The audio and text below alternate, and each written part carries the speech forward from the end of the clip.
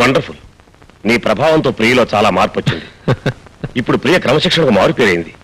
Really I'm very happy. అదే ఉందండి, ప్రియ పట్టుదల గల మనిషి కాబట్టి సాధించింది. కానీ ఆ పట్టుదల కలిగించింది నువ్వు. అందుకే నువ్వంటే అభిమాన పడుతోంది. నిన్ను పెళ్లి చేసుకోవాలనుకుంటోంది. Daddy, yes, call for you. Excuse మీ.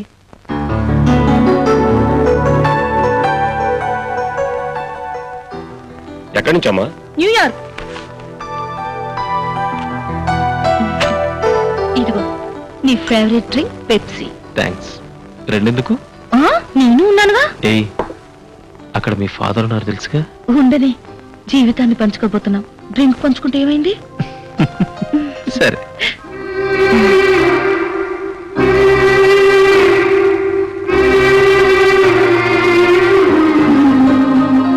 అసలు డాడీ ఎంత హ్యాపీగా ఉన్నారో తెలుసా?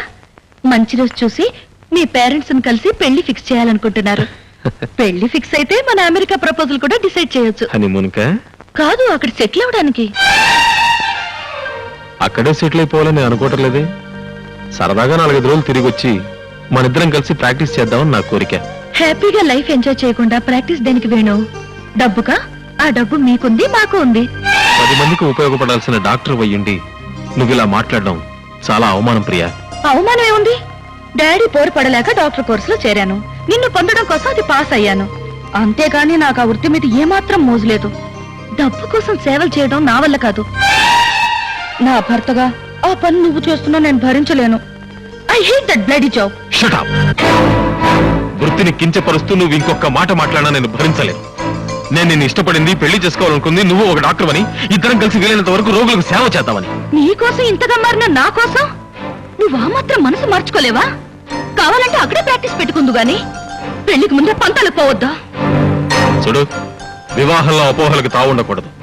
నేను నిన్ను ప్రేమిస్తున్నాను, అందుకే నువ్వే కావాలనుకుంటున్నాను. అంత మాత్రం చేత ప్రియ మొగుడుగా నీ కొంగు పట్టుకుని అమెరికా రావడానికి నేను సిద్ధంగా లేను. మగాణ్ణనే అహంకారమా? కాదు, ఈ దేశం మీద ఉన్న మమకారం. నువ్వు నన్ను పెళ్లి చేసుకోవాలనుకుంటే ఇక్కడే ఉండి నాతో పాటు ప్రాక్టీస్ చేయాలి.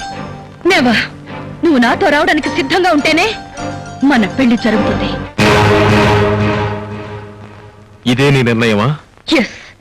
నాకంటే మరొకటేదో ముఖ్యం అనుకునేవాణ్ణి నేనెప్పుడు పెళ్లి చేసుకోను.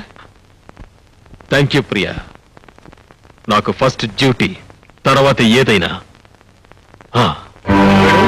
వేణు, అతను వెళ్ళిపోతున్నాడమ్మా. ఎక్కడికి వెళ్తాడు? నన్ను చూడండి, అతను ఒక్కరోజు కూడా ఉండలేడు. నేను అల్లరి చిల్లరగా ఉన్నప్పుడే నా మీద అభిమానం పెంచుకున్నవాడు తన కోసం మారిన నన్ను వదులుకుంటాడా? అతనే వస్తాడు. ఎంతైనా నువ్వు ఇలా పట్టుదలకు పోవడం ఏమీ బాగాలేదమ్మా. పట్టుదల లేంటే మీ ప్రియ లేదు డాడీ. మన ఇద్దరం అమెరికా వెళ్ళిపోదాం. అతను నన్ను వెతుక్కుంటూ వస్తాడు. కాకపోతే వస్తాడు డాడీ, వచ్చి తీరతాడు. నా మీద అతనుకున్న ప్రేమ లాంటిది నాకు తెలుసు. ఆ తర్వాత నువ్వు వస్తావని చాలా కాలం ఎదురు చూశాను.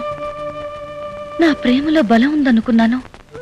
అదే నిన్ను నా దగ్గరకు లాక్కొస్తుందనుకున్నాను. కానీ తెగేదాకా లాగితే ఏ బంధాలు నిలబడవని తెలుసుకుని నేను ఇండియా వచ్చేసరికి మరొకరికి సొంతమైపోయావు. ఇప్పుడు నిన్ను మర్చిపోలేను, ఇంకొకరిని పెళ్లి చేసుకోలేను. నేను ఎవరి కోసం బ్రతకాలి? ఎందుకు బ్రతకాలి? ఇన్ని ప్రశ్నలతో బ్రతకడం కన్నా చావే సరి అయిన సమాధానం అనిపించింది. నేను చచ్చిపోవాలి, నేను చచ్చిపోవాలి. I want to die. I want to die. Priya, I want to die. stop it. Priya, please. Priya, I want to die. please. I want to Stop it. Priya, control yourself. Priya.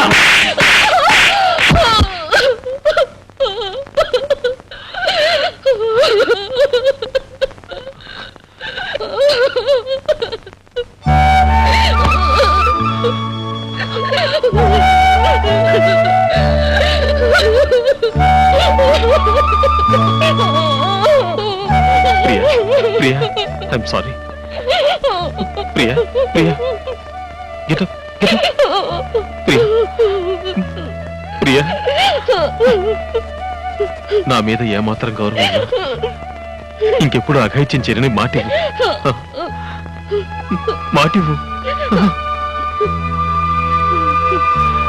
ఎక్కడుంది? ఉన్నది కాస్త కుక్కకు పెట్టారుగా, నన్ను తినండి. చిచ్చి, వద్దంటే పెడతానంటావు, పెట్టమంటే లేదంటావు. ఎందుకండి అంత కోపం? ఒక్క ముద్దు పెట్టానంటే గాల్లో కలిసిపోతుంది. ముద్దు చేత గాని ముద్ద చేత గాని నిన్ను హత్య చేయిస్తాను.